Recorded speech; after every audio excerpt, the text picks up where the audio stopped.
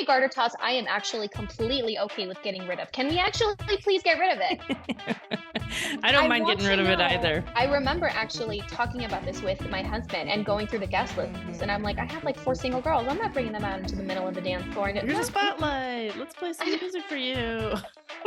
it just brings me down to why are we collecting all the single people, putting them in the center of the room for everyone to stare at them, and then we're throwing something at them in the hopes that that means they're next. Right. Like, I don't know who came up with this tradition. So for me, when I'm talking to my couples and they're on the fence on whether or not they want to do both kindergarten toss, the first thing I ask them is, how many single guests do you have? Right. If you have a healthy number, maybe it can be fun. Okay, I get it. You bring them all on. You have to have a healthy number. If there's less than 5, 6, like don't do that. In a room full of 100 people, you're going to bring 5 people in the center to point them out that they're single. So that's actually my advice to them: is how many single people do you actually have attending?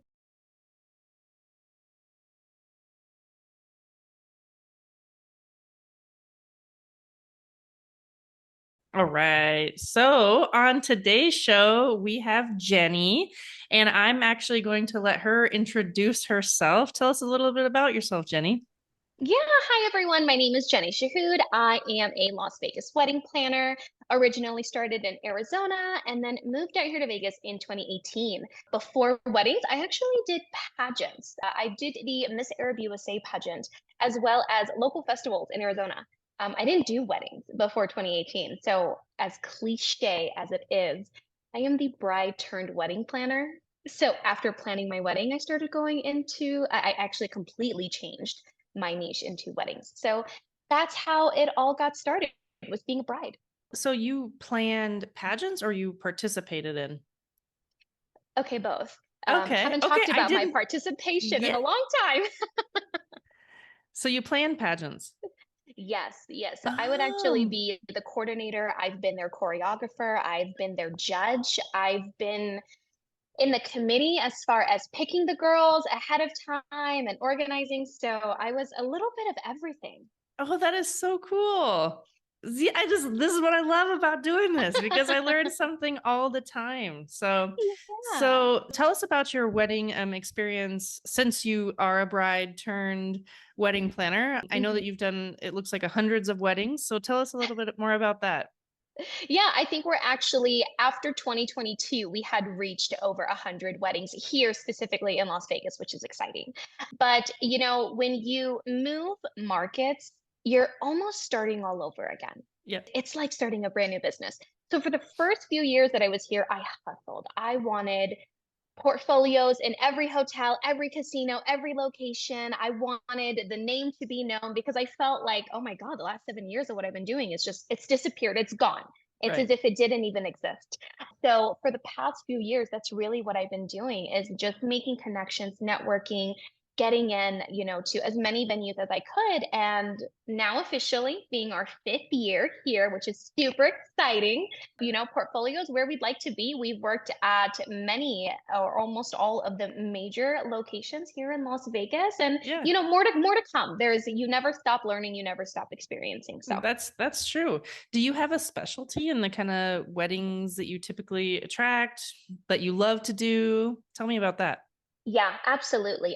So we do a range. I have my specialty that I love, right? Uh-huh. But we really do a range. And what I mean by that is I have planned weddings, traditional wedding. Let's start there. Yeah. I've planned a traditional wedding at 25,000, and then I've also planned them at 250,000. So it's this wide range because regardless of what your dollar amount is on your budget, everyone needs help. So true. If you can have a wedding planner help you along the way, why not? So, which is one of the reasons why, like within my business, I have starting prices, because I Yeah. want to be able to help everyone. I want to be able to target everyone.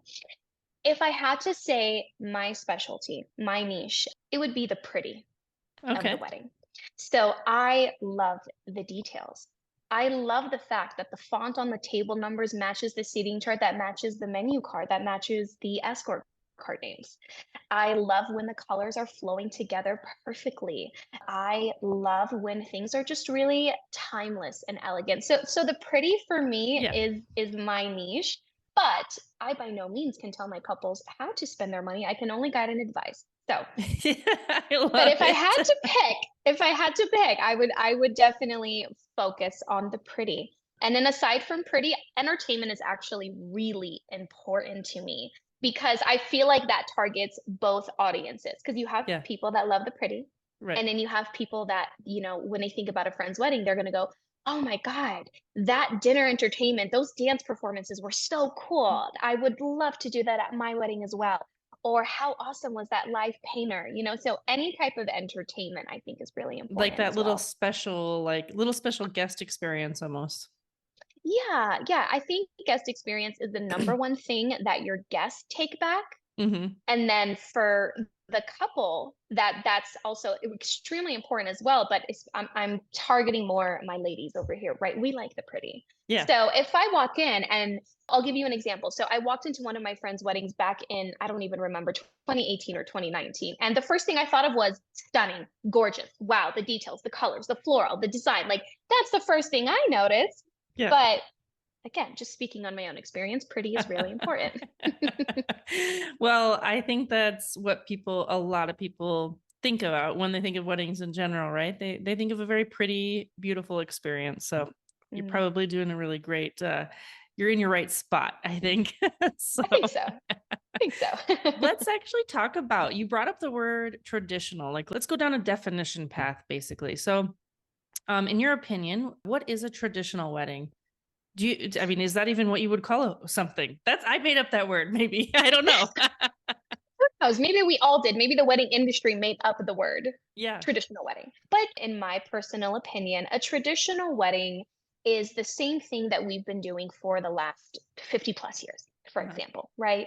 You gather the biggest amount of your loved friends and family. You bring them all in one room, and they are there to celebrate in this beautiful ceremony that is about the two of you. You want those traditional beautiful photos that we Mhm. take with your family and your wedding party and the couple themselves. And then we go into our reception and we want to cut the cake and we want to do a first dance and we want to do parent dances and we want all these traditions that we're so used to seeing and that our family and relatives probably did, that they're encouraging us to do as well.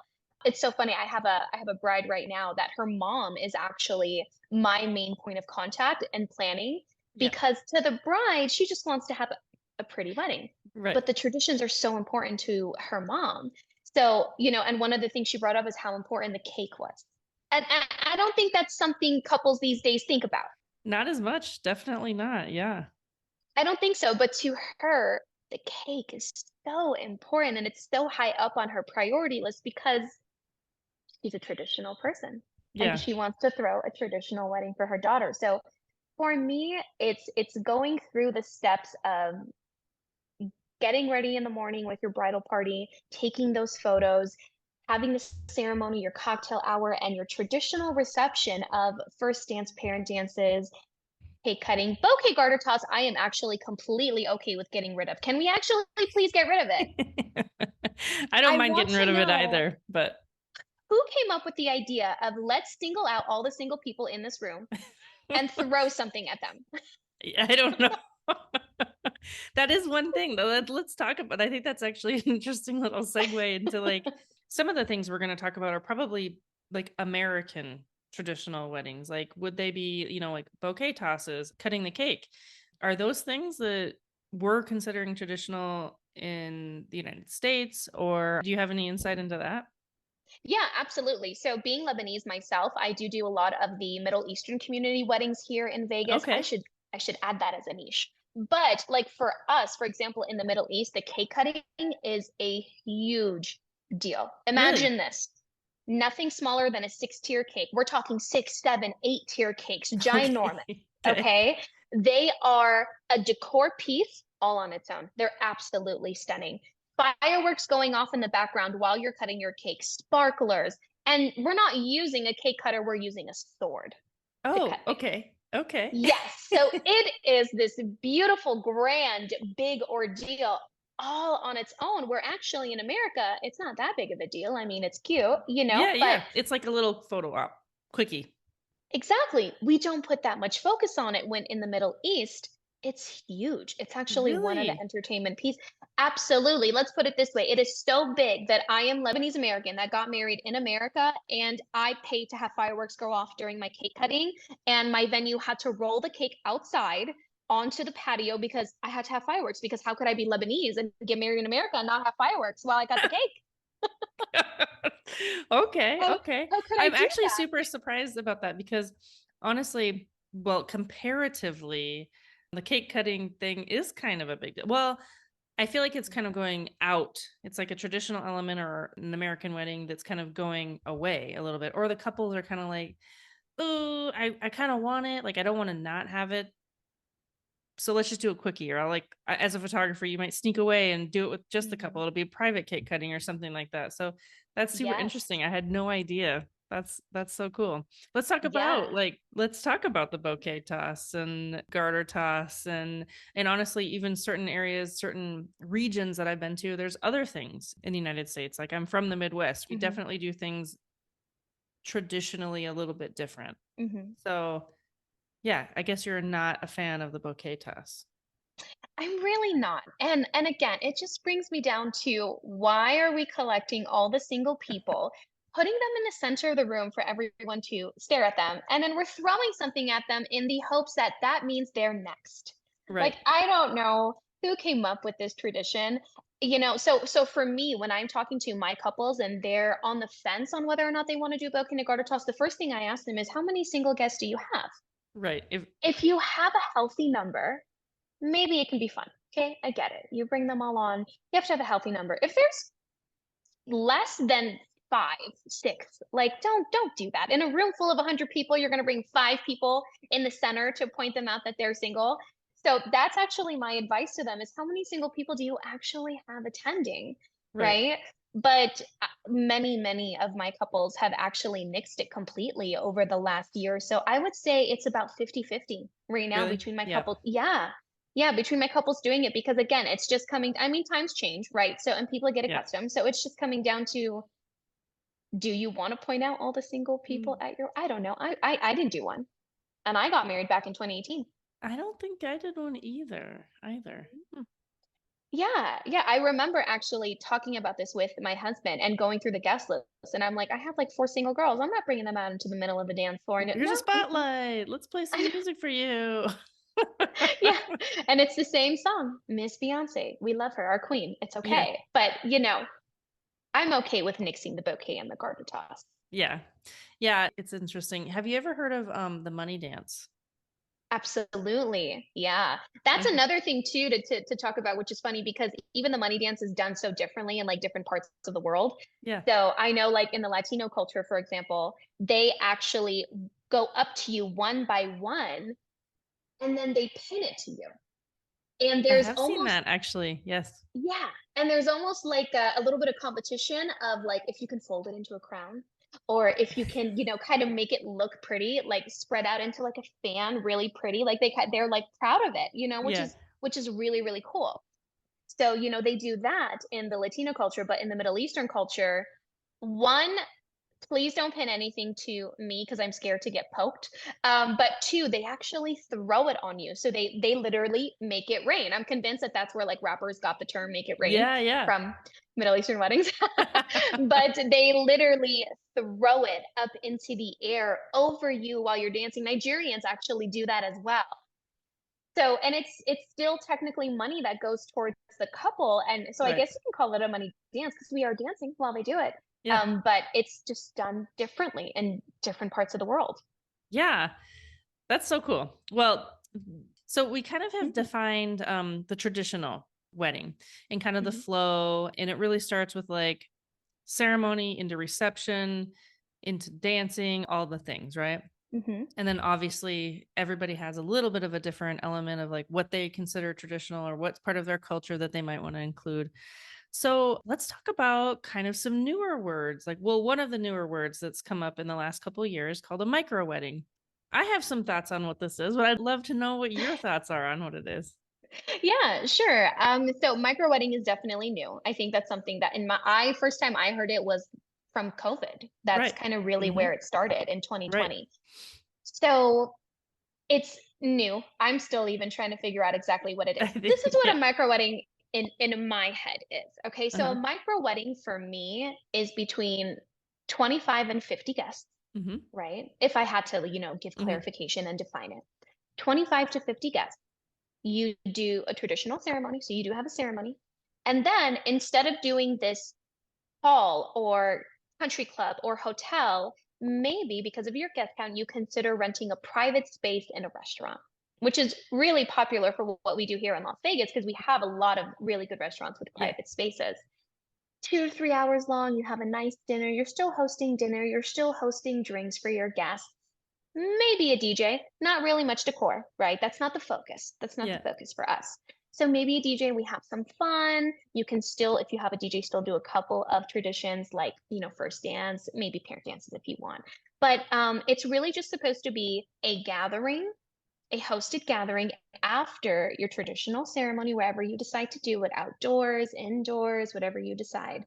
But right in between that kind of 25 to 50 guest count. So you're trying to mix elopement and a traditional wedding in one, and it's kind of like they had a baby and micro wedding was born. So Yeah. to me, That's that's actually, you explained it almost exactly how I would explain it. So okay. We're on I the same page. Great. yeah, I definitely think it's even down to the restaurant reception. I think it's exactly that. Like, I think too that not necessarily skimping on some of the luxe elements. Like, you might go to a really beautiful and classy and maybe high end restaurant, and but you're Mhm. still hosting it, right? It's not necessarily what I've experienced. It's not necessarily about people's budget as much as they just want to have a really intimate experience with their guests. So Yeah. I found that I've been really loving the micro wedding space, Mhm. and it's really great. You get to talk to everybody. In Las Vegas where we live, you can have a full weekend with these people and make a whole fun full weekend experience of it. So yeah, I would totally express the same definition for micro wedding as you did. Okay, great. Because it being that it's a new word, Yeah, even couples will say, "Oh, I'm eloping," and then I'm like, "Great, tell me what you want." And I'm like, "This is not an elopement," because they don't it's understand the difference. yes, I would say that that's where a lot of couples fall in because it's like a destination wedding to Las Vegas, but with 50 Hmm. people. And you're like, well, I consider elopement something just a little bit different, but I'd love to know what Hmm. you consider an elopement.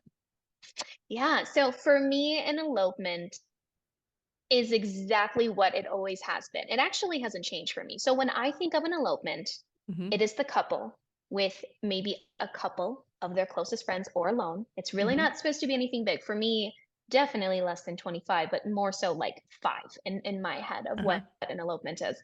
But that is what you are doing. An elopement was always the couple going off and getting married and not making a big whole shebang about it. And it was a day about the two of them, and that was it. Yeah. So when I think of an elopement, I think of the couple, but I understand these days now they want their closest family and friends. I can understand that, some of them Hmm. being close by, but it's still all about the two of them. Now, what does that mean? You have a photo shoot dedicated to the two of them, not a wedding party, not family. It's about the two of them. And usually you get really creative when you're doing an elopement because now you have maybe a little bit more funds to spend on Hmm. yourself, right? So you go out into the desert with this amazing, really great photographer, and maybe you rent a super cool vintage car and you take photos out there, or you do a cute picnic out there, or some type of you bring the desserts and you still cut your cake and you still have your first dance, but it's the two of you. I just And it's love it. it. I love it. Yeah, that's such a beautiful way to describe it. I think that, there is like my initial thought when I started in the wedding industry is that elopement really was run off, get married, super secret. Maybe it's a little like taboo. Maybe it's not something that other folks would agree with. So you're kind of running away and doing it. But it Mhm, definitely has evolved for me, and I love it, to something that's really about the couple. mhm, In my business, we kind of characterize it as like, 12 and under. So the mhm. the 12 and under, then it's up to about 50, and then it's full on traditional after 50, I think. But yeah, it's really, I love the focus that you expressed on. It's about the couple. Like there might not be as much guest experience is maybe the best way Yeah. to describe it. Yeah. Yeah, absolutely. It should be a day just dedicated to the two of them. And that doesn't mean they can't do their traditions. We'll bring out a cute cart with some cute florals Yeah. and bring out a cake and some champagne, and I'll bring out my speaker, my little boombox. And that's something that we can absolutely do. But yeah, so again, it's the focus about the two of them. You can still have your traditions, Yep. but it's not supposed to be about anyone else. And for me, elopements have evolved in a way that it's not necessarily taboo anymore because back in the day when you used to elope, there was no photos, there was no cake Right, cutting, right, there was right. no, it was running off to a courtroom, Right. getting married, and then literally running off into the sunset together, Yeah. literally and figuratively. Yeah. So, but now it's a little bit more sentimental. Yep. That's the best way that I could describe it, is that now you don't have to go into a courthouse and be a number that Hmm. day. You can actually make it really intimate and really sentimental for the two of you. Yeah. And I just love it. Thank you. Actually, that really helped Thank me you. because it's like, what is the real difference? And really the biggest difference to me is, for the most part, the most simplified definition is, to me, is like it's based on guest count. Like if you really Mm. want to like narrow it down, but you made it even sweeter when you talk about it being about the couple and maybe microwaving just a little bit more of a guest experience. And then traditional is like all of the traditions and what we think of today. So Yeah, yeah, I totally agree. Maybe I need to like write a blog about it or put it on my website somewhere yeah. so that people can Google it. Like, what is the difference between the three? Well, that's what I think. That, I mean, we run two very different businesses, similar in some Hmm. ways, different in most ways, really. But I mean, Hmm. other than we service and help couples get married, but where we focus on the smaller events, I'm sure you focus on the much larger events, and Hmm. it's definitely interesting to be in both spaces. And I'm sure you get inquiries about, like what you're just saying. Like, I'm Hmm. hosting an elopement. You're like, whoa, honey, that's a micro wedding. Actually, that's a Definitely. traditional wedding. Happens all the time. I want to elope. Okay, great. What's your guest count? 50. Not an elopement. Yeah, or I mean, maybe even we should even talk about destination wedding. Maybe there's a definition for that. They're kind of, this is where they Yeah. get a little combined, in my opinion. But I'd love to know if you have any thoughts on the definition of destination. Yeah, yeah. So destination wedding to me means that you are picking a central location that you and your guests would enjoy traveling to for the wedding day. That means you have to travel to get there. If the couple lives here, not a destination wedding. Right. That's true. The So, couple actually also has to travel, not just your guests. yes, Right. exactly. Yes, absolutely. So that actually is what, in my mind, makes the difference between the two. If the couple is local, it's not a destination wedding. I understand it may be for their guests, but the couple actually lives here. A destination wedding is when the couple and the guests together have to travel. And I would say it would have to be majority of the guests, the Yeah. majority number. So if you're inviting 100 people, but 20 to 30 don't live here, that again to me is not a destination wedding. Uh-huh. So if majority of the guests and the couple are traveling to a central location, that is a destination wedding, in my opinion. Yeah, that makes sense to me too. That's a little bit more obvious, but it's still we live in a very destination heavy city. So, I mean, Yes. I don't know if this is the same for your market, but my market is 95% destination couples. So we all 95% of our couples come from out of town. And that's because we live in a city that fosters and caters to that. So it's great. Mm-hmm. So we get a lot of destination weddings here. But they're Mm-hmm. also micro weddings and they're also elopements. So it's like we're kind of wrapping those words into each other a little bit. Yeah, and I think the term destination elopement wedding is a term because these couples don't live here. They are traveling to Right. Las Vegas to elope or to have a micro wedding. I have a couple that is actually coming here from the UK. I have many couples from Europe. So they're coming here from the UK in September and they're bringing 20 to 25 of their closest Yeah. friends, and it is a micro wedding. And it's a destination for them, absolutely. Yep. But it doesn't, it just, there's a lot of different ways to define it. I don't think there's a one size fits all answer. Oh, it's so I think true. a lot of It's people are on the same page. Yeah, it's so true. But with the whole inserting of the word micro wedding, we actually have this word now that describes the wedding that's between an elopement and a traditional wedding. And I personally love it because I think that's where a lot of people fall right now. I mean, it just gives them, oh yeah, we had a micro wedding. It's just it allows them to define it a little bit for themselves even. So Mm-hmm. we could go about this all day with definitions, but I would love to talk even a little bit more into kind of if we're going to try to tell someone some little nuggets, some little tips on how to plan their wedding, like if they're just starting, I think that often the question that comes up is budget. How are they going to deal with their budget? And how are you going to decide your bridal party or your destination? And let's like kind of dive into some of that if you're up for it. I guess I'm Yeah, asking you I on mean, how much but time do we have? So I think there's actually quite a lot to that goes into that. I'm gonna start with, okay, so point one. So how do you start wedding planning? I actually have broken this down into 3 steps that I'm very passionate about. I have a whole video on TikTok about it and everything. by the I way, have you a do have to YouTube. go follow her on TikTok. We'll talk about that at the end, but I was like, what? She's like a celebrity. No, no, no, no, no, no. I mean, so yeah. So how do you start wedding planning? And because I am more so of a traditional wedding planner, if I have to give myself a Yep. term, that's kind of what I'm going to focus on. So there's actually 3 steps that you need to do before you even pick up the phone and call anyone, your venue, a wedding planner, anyone. Yep. First thing, which is not the first thing people think about, you need to create a mock guest list. How many Mm. guests are you actually inviting? Is it 100 or is it 125 or is it 150? Which one is it? And then I always recommend that couples create a guest A list and a guest B list. Anytime we get over 100 guests, you should have a guest A list and a guest B Ooh, list. I love No, this. So good. no one knows which list they're on. No one even knows which one you made, right? So, or even if you Right. did do a guest A list and a guest B list, so you should do it. Step two, you need to sit down and decide what a comfortable spend is for your wedding. Not the maximum, because it's never going to be what you actually think it's going to be when you're planning a traditional wedding. What is a comfortable spend for you? I'm going to throw out a number. Let's say that's $50,000. 100 guests, $50,000. Okay, great. When do you want to get married? Winter, spring, summer, or fall? Because especially here, speaking in Las Vegas, we have very different food and beverage minimums at different times of the year. Yep.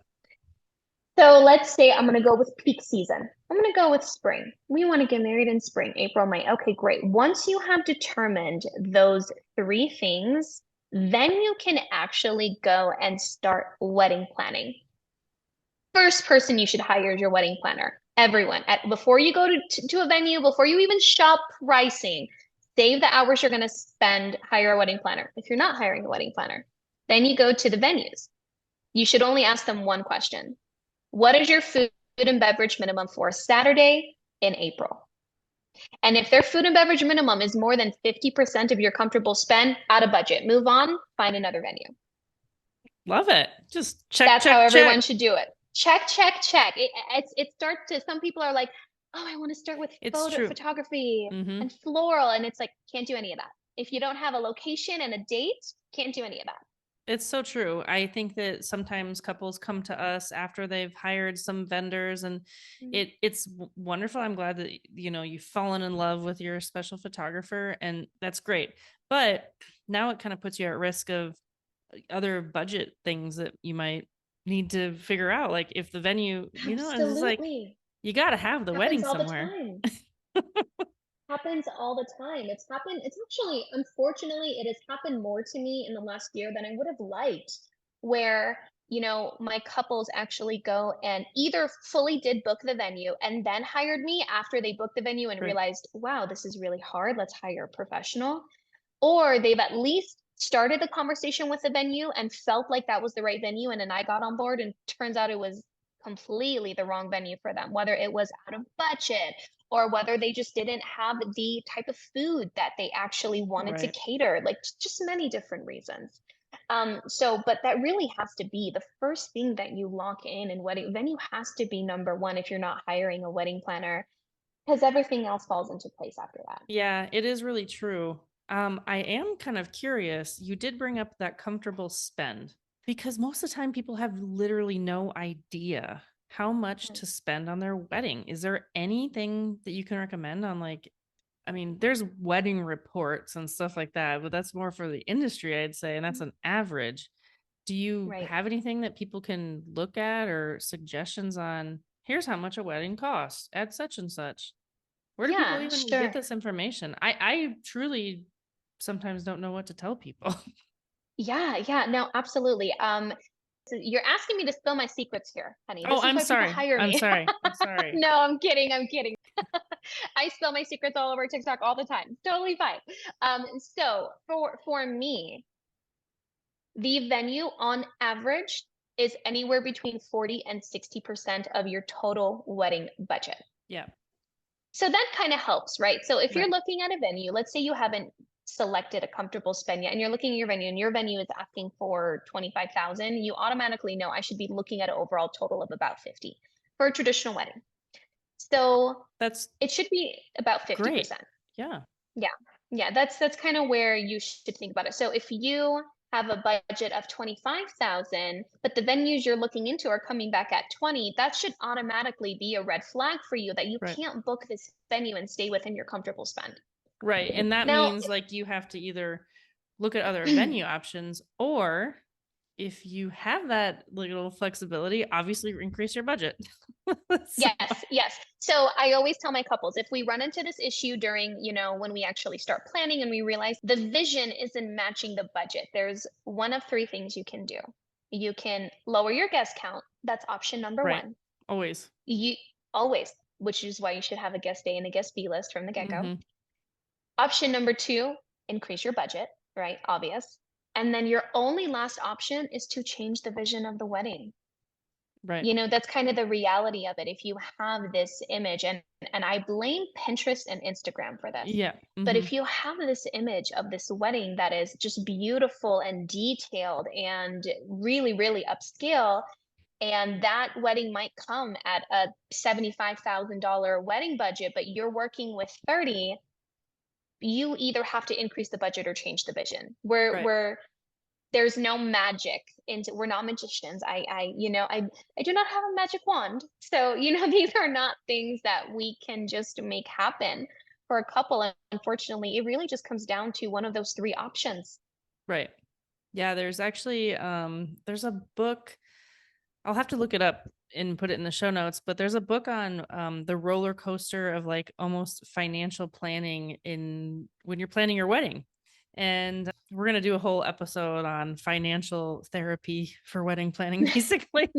But it's something that often isn't talked about. It's like the not so fun conversation, but you will 100% have to have it when you're planning Mhm. your wedding with your planner, with your partner, with your parents, with your partner's parents. Um, and it can be kind of awkward sometimes. Like those discussions Mhm. can be awkward. So just preparing Yeah, y'all. yeah. Yeah, I totally agree. And I think a lot of couples like kind of put it off Yeah. talking to their parents or family members or anyone that's contributing until after they start planning. Hmm. And it has happened where it's, oh, wow, I really thought my parents, for example, were going to contribute more than they could. So now I have to sacrifice XYZ because it's just not within my budget. Right. So having those conversations before you actually start wedding planning, I think is really important. Yeah. And for me, it's also like I a lot of times have a client that says, "Oh, my mom is going to cover the flowers." Okay. Well, flowers can range. Yes. That is a really great point too. Mhm. Like flowers have a huge range. Are you kidding? I have spent 1,000 on a wedding. I have spent 60,000 on a wedding. What are we doing here? Right. How much are we spending on flowers? So I would also encourage couples to try to get more of a dollar range versus just saying, I'm going to cover X vendor. Right.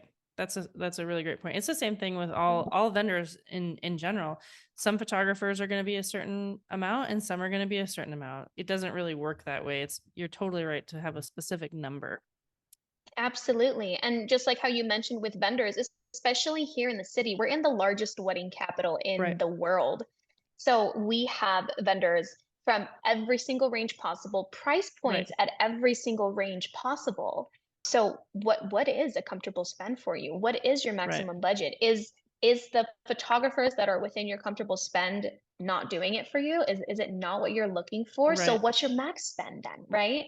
I always encourage couples to have like a wiggle room fund, Hmm. and you don't even have to tell me what it is. But let's say it's $5,000, right? I Right. have a wiggle room fund of $5,000. Dip into that when you get to a category that you can't find a vendor that's within your comfortable spend. Yeah, that's great. Another little TikTok steal we got from Jenny. Um, so actually, I do love this. This is one of my favorite things to talk about, kind of, because I think people have a lot of different opinions about it. And it is about bridal parties. And I'm actually kind of curious if in the traditional wedding space, are you seeing them? Are you seeing a decrease in the number of bridal party members? In my space, we definitely discourage it because it's such an Mhm. intimate event. But I am really curious in your space. Is there any trends that you're seeing with the bridal parties?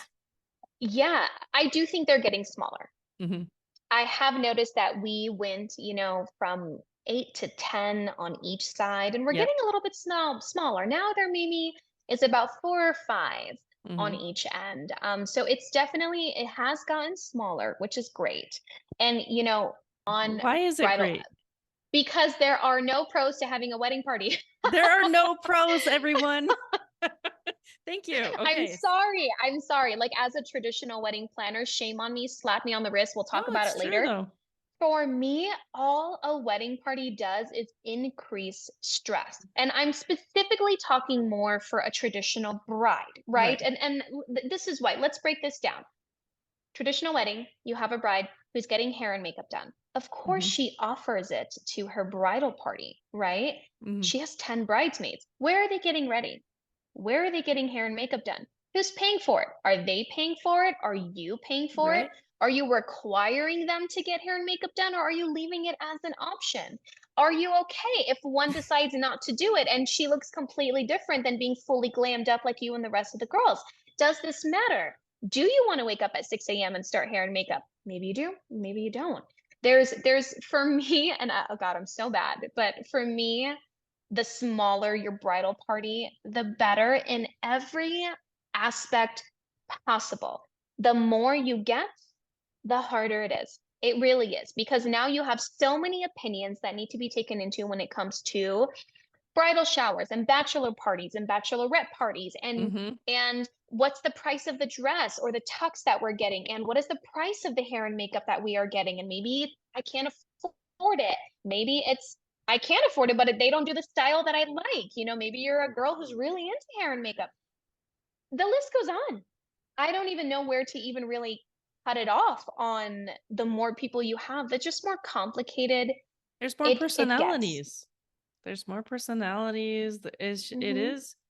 It definitely. I'm actually relieved to hear you say it, honestly, because I thought maybe I was the only one. No, I wish I could preach it to the world and tell everyone to just stop. I am all for having a maid of honor to best man. Yeah.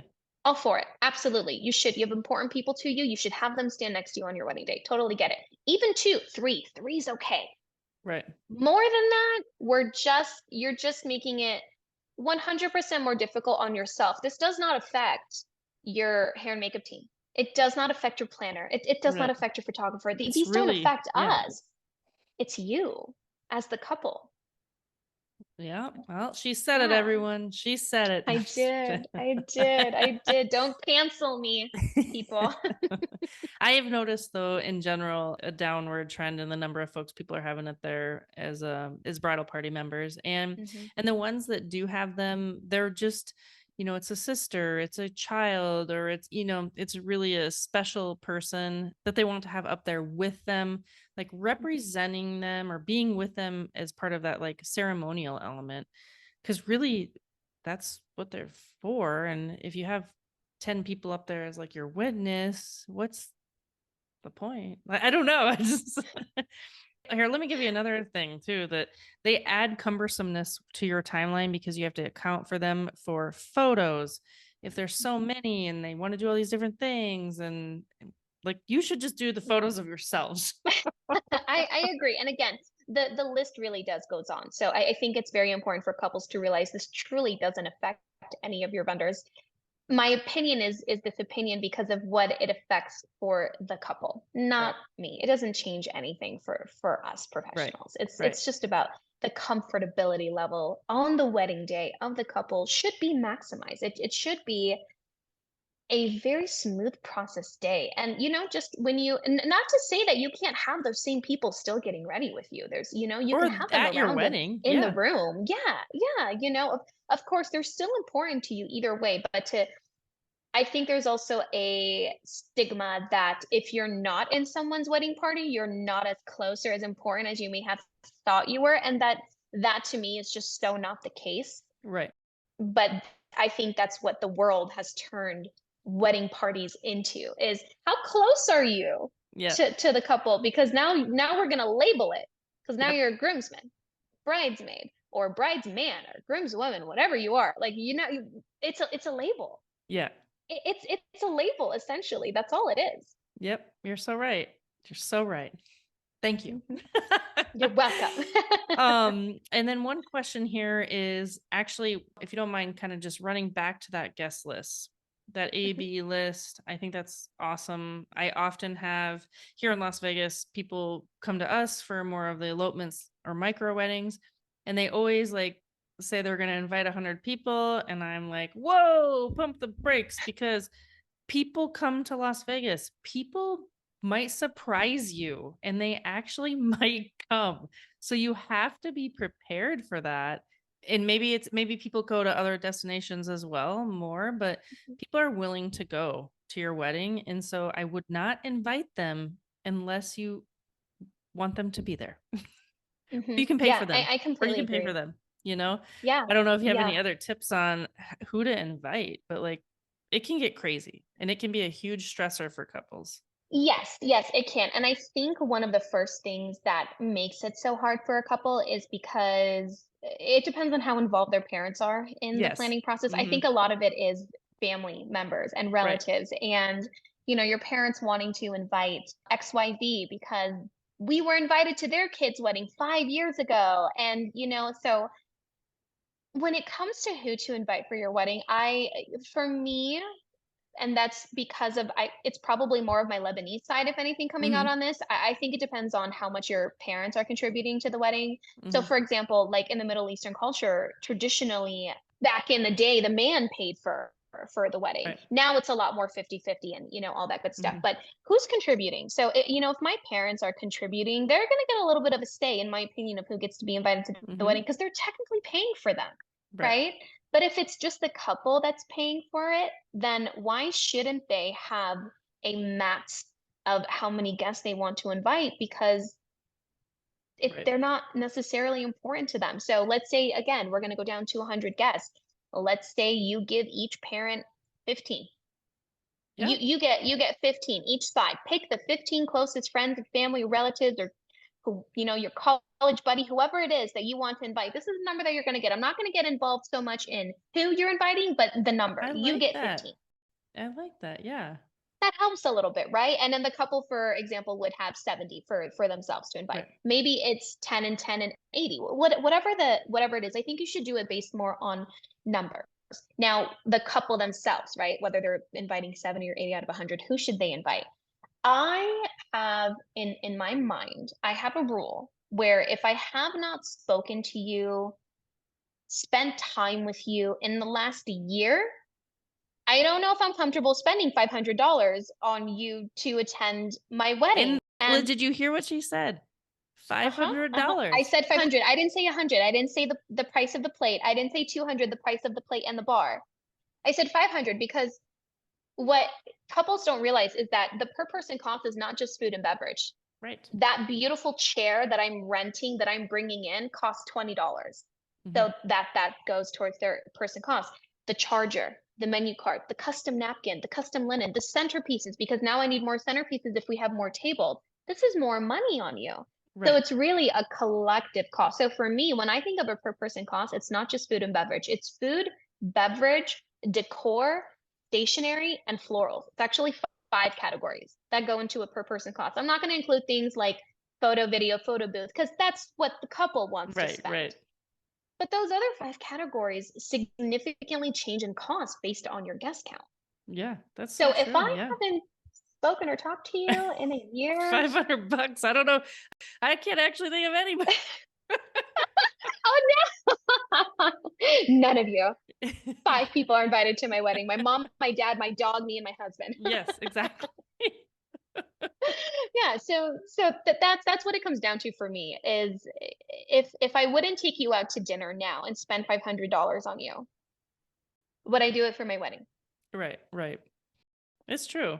I mean, even if it's not 500, I could even say I know. $100. Yes. Yes. Again, we're talking traditional wedding. Right. Let's But say I'm we have saying a like, wedding that's not so traditional.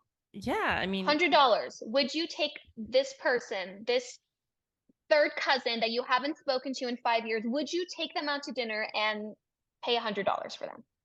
right. I mean, I think $100 is like a good minimum. Yeah. If the answer is yes, invite them to your wedding. If the Right. answer is no, I Then wouldn't. you put them through the And $500 threshold. then you put them on the B list Yeah. of invites. That's what you do. So, and I've heard a lot of people say, "Oh, well, if they give me a gift, it's honey, I promise they're not giving you a $500 gift. I promise." It's Never. no, no, it doesn't make up for it. And Yep. your wedding shouldn't be about, "Oh, I'll spend that money on them because they're giving me a gift in return." No. It's still, yeah, that's a whole other conversation. Well, I know those were just like scratching the surface of wedding planning Mhm. tips, really, and just like barely scratching the surface. I'll even go that far. Mm, But do you have anything mhm. else that you just think is like, oh my gosh, couples miss this every single time, and they're like, some of your tips were just so amazing. But anything else? Thank you. Thank you. Yeah, I think for me, I'm actually going to tell couples to stay off wedding blogs that are not written by wedding professionals. Hmm. What I mean by that is these blogs that you read on websites. I'm not naming anyone. These Uh-huh. blogs that you read on these mass-produced websites where you're supposed to go to for wedding advice, they don't know what they're talking about. I saw a blog recently that specifically was about wedding planners, and it was like average cost of a full service wedding planner, 2,500. And I'm sitting here thinking like, find me one in Vegas that has a portfolio, that has the experience, that has what you're looking for, that's going to provide you white glove, full service wedding planning for your beautiful traditional wedding at $2,500. Right. In our market, it's not possible, so Right. they make these, but in another It's a market, it's a I bet it's you an that's average. 100% true. Yeah. Yes, yes, in another market, in another state, I bet you that's 100% true. But that doesn't apply to all markets. Not to say that you can't get a wedding planner for 2,500. You probably can if you're doing like a coordination package, maybe a Right. micro wedding or a partial That's a planning whole package. other that's a whole other list of Yes, definitions right there. exactly. But they label it full service wedding planning, average Right. cost 2,500. And they also tell you things. They try to give you advice on things of, your vendors and things like traditions versus non-traditions and etiquette versus not Right. etiquette.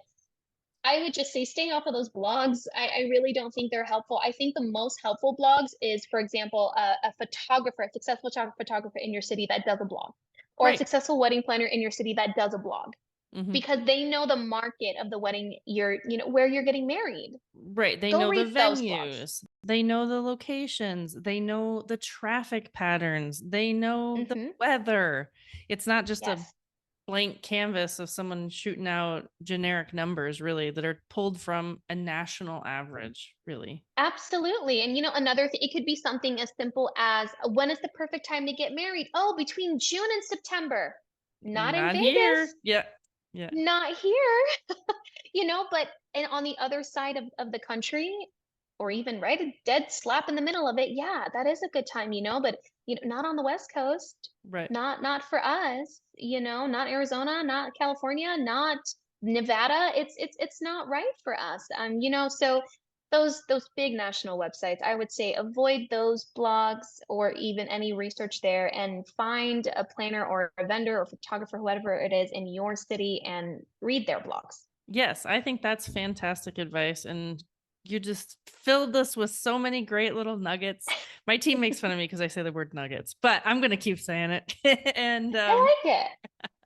and I really appreciate that because everything you said is so true, and I couldn't relate Mm. more. So tell us your TikTok for one. And my TikTok is Vegas Wedding Planner. Okay. And then tell us where else other folks can find you. Yeah, so we are on Instagram, we are on Facebook, Jennifer Mary Events for both of those. Of course, there's our website, jennifermaryevents.com. And we love to do things like wedding tips as well as some ideas and inspiration for decor. And just some entertainment and things like that. So come on over, pop on over to us on social media, and I think you'll enjoy it. You'll enjoy what you see. Yeah, I really have enjoyed what I see. And you can see Jenny dancing and having a great time as well. It's not just Yes, tips. She really no. can do entertaining posts as well. So Hire me as your dinner entertainment. Yes, you should know that. If you hire me to plan your wedding, I dance. I might do it in the corner. I might do it with you on the dance floor, but I dance. and she has a great time doing it. I sure do. So thank you so much. And we'll post all of your handles and all of the details in our show notes. And if you have any questions for Jenny, just reach out. Thank you so much. Awesome. Thank you so much, McKenzie. Have a good one. You too.